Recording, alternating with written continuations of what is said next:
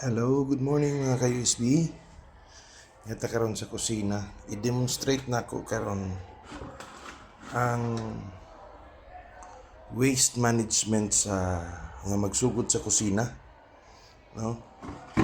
I-drain yun siya. Tapos may bangag diri. Ang tinulo dito, ako na inong nayabo pero ako lang ingon sa inyo na iabura gyud na siya di sa sink, lababo. Kini dapat naka-overnight siya. Tapos muni atong kuan ilabay sa atong barrel composter. Na yung mga PSB so karon muni atong barrel composter. Yan itong barrel composter mga ka-USB. Nasa fruit flies, no? Kanang mga mga itlog na sa black soldier fly. No? Pero kinahanglan daghan ang black soldier fly para dali mo collapse ang kitchen biodegradable. Kita ninyo ang mga panglabay. Wala gyud cellophane dia, no? Segregated gyud siya from the kitchen. Kana ano siya. So tanaw niyo murag bulingit pero tai kining itlog na sa black soldier fly. Diri man mo mangitlog ang black soldier fly. So karon ato nang ilabay ang atong na biodegradable waste sa gikan sa kusina. So kung nakay makita nga cellophane manggaling, imo lang nang i-segregate. Muna among actually dili na sa basura eh. Pagkaon na siya ang treatment na mo ani. Pagkaon na siya sa sa black soldier fly. Walay naga-swarm nga langaw mga ka-USB tungod ani nga design sa barrel composter. So ana lang siya kadali mga ka-USB. Inana kadali pero ang pag-develop aning barrel composter dugay-dugay gyud, no? It took years bago ma-perfect ang atong barrel composter nga digid gaduolon og langaw, no? Sa ilalom na ibuslot ang duga mga ka-USB nasa ilalom, pinulo niya na. Muna ginahimo na tong natural bio-nutrient fertilizer na. Okay na. Balik na po sa kusina. Hugasan. Hugasan din si mga ka-USB. And then nanapuntay labayanan. So every morning lang yun ang labay ani mga ka-USB. Kaya para sa mga home farmers, labi na itong mga dugay na nagsugod tapos nagyay pa problema sa basura. Na nilang kadali ang ang waste management system na gina-practice namo, no, sa pamilya for the last 19 years na karong petsa 7 kay ang urban container gardening nagsugod man siya February 7, 2007. So 2026 naman ta karon. 19 years na ang atong urban container gardening or uma sa balay. Nani lang mga ka-USB ang design, simple lang. Ibangagan ako para na handle. Tapos diri, di lang bangagan. So nana ko ilabayanan. Butang ko na po diri sa ilalom. So kining galon nga unggi convert into waste drainer is muning 10 liters nga pet bottle. 10 liters na siya. Okay, so muning pagkaon na mo sa mga hayop sa iro.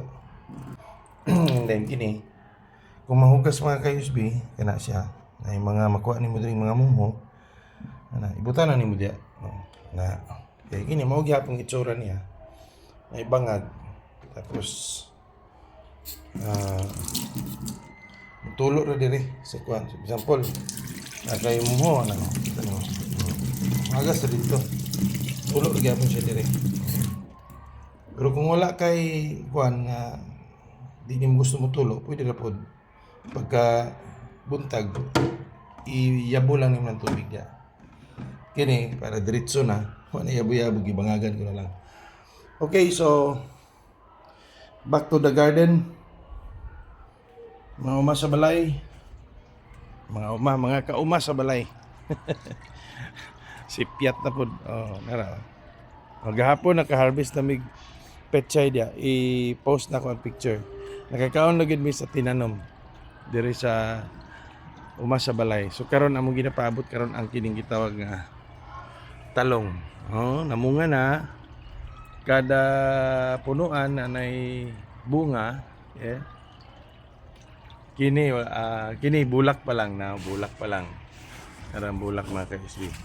Kini bunga na gyud. Kini bulak pa lang. Kini bunga na gyud. Di ba? So, mo na. Inani lang, di kamuti nakasabaw na si Mrs. kagahapon. Amo na lang karon gahulatan mga ka-SB. No? Kini na lang pipino, ampalaya, sitaw. Oh, kay sibuyas dito mga ka-SB, oh. Pinalit na mo sa palengke, merkado. Among gitanom. Kay mahal-mahal ang sibuyas. So mo ni, palaya.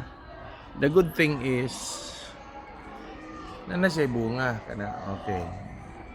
Dili pa ina nakadaghan. Kaya bago pa man siya nagbunga. Pero ang pipino, medyo dako-dako na siya. Yan na po isa mga ka-SB ko na. So, happy home farmer, no? Happy home farmer kami diri sa uma sa balay. Kaya namin gina-expect, no? Ginadahom. Kada adlaw.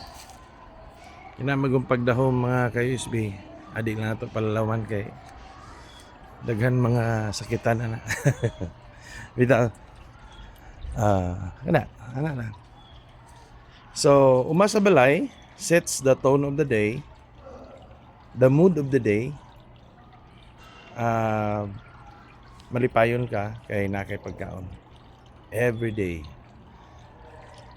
Ang atong hito diri daghan nga matay kay gatuon pala kita sa kining gitawag nga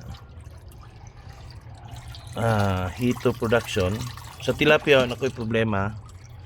Ang sa hito production gatuon pa ko. Murag na problema sa tubig. Kay deep well ang tubig diri pero murag taas kayo og iron content.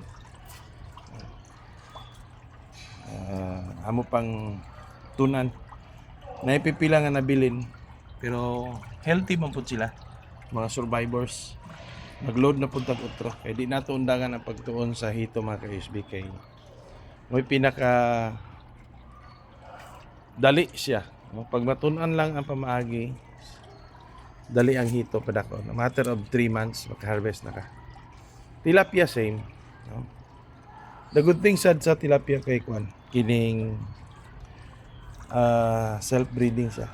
Mangitlog na siya, mudaghan. Sa Davao City mga ka-SB, dagko na kay tilapia. Mga siguro na siguro mga 300 grams.